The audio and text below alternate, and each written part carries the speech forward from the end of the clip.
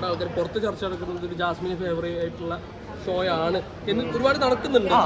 അങ്ങനെ ഞാൻ കേട്ടില്ല. അല്ല, അങ്ങനെയൊന്നും ഒരാൾക്ക് ഫേവർ ചെയ്യുന്ന ഒരു സീസൺ അങ്ങനെ ഞാൻ എന്തിനാണ് നോക്കി കാണുന്നതിന്. കാരണം ഞാൻ അതിനകത്ത് മത്സരിച്ചൊരു വ്യക്തിയാണ്.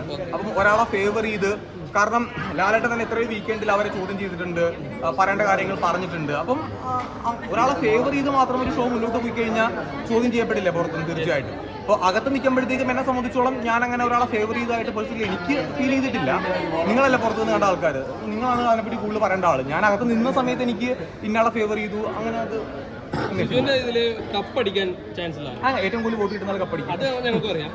അല്ല, അങ്ങനെയല്ല. ഇപ്പൊ എന്നെ സംബന്ധിച്ചോളം ഇപ്പൊ എനിക്കിപ്പോ ഒരിക്കലും ഇന്ന ആള് കപ്പടിക്കും എന്ന് എനിക്കിപ്പോൾ പറയാൻ പറ്റില്ല. കാരണം നേരത്തെ ബ്രോ ചോദിച്ച ചോദ്യം ഉണ്ടായിരുന്നു, സിജോ പുറത്ത് പോകില്ലെന്നല്ല വിചാരിച്ചിരുന്നത്. ഓഫ്കോഴ്സ് ഞാൻ പുറത്ത് പോകില്ലെന്നാണ് വിചാരിച്ചിരുന്നത്. അപ്പോൾ ഇപ്പം ഞാനിപ്പോൾ പറയുകയാണ് ഇന്നാൾ കപ്പടിക്കും എന്ന് പറഞ്ഞ അർത്ഥമില്ല. കാരണം ഓൾറെഡി എൻ്റെ പ്രഡിക്ഷൻ ഒരു തവണ തെറ്റിപ്പോയ ആളാണ്. അപ്പോൾ ഞാനിപ്പോൾ വീണ്ടും ഒന്നുകൂടെ പ്രഡിക്റ്റ് ചെയ്യാനായിട്ട് ഞാൻ എന്തിനാണ് അങ്ങനെ മുതിരുന്നത്? കാരണം അത് മാത്രമല്ല, ഞാൻ 6 പേരകത്തുള്ള ഈ ലാസ്റ്റ് ടൈമിൽ ഞാൻ വന്നിട്ട് ഒരാളുടെ പേര് പറഞ്ഞു കഴിഞ്ഞാൽ അത് ഇപ്പം നേരത്തെ ബ്രോ പറഞ്ഞ പോലെ സിജോനെ ഇഷ്ടപ്പെടുന്ന കുറച്ച് ആൾക്കാർ പുറത്തുണ്ടെങ്കിൽ അതപ്പം ഒരു വലിയ വേറൊരു രീതിയിലേക്ക് ഒരു ആംഗിളിലേക്ക് നമ്മൾ ഒരു ആംഗിളിലേക്ക് മാത്രം ചുരുക്കുന്ന പോലെ ആയിപ്പോൾ.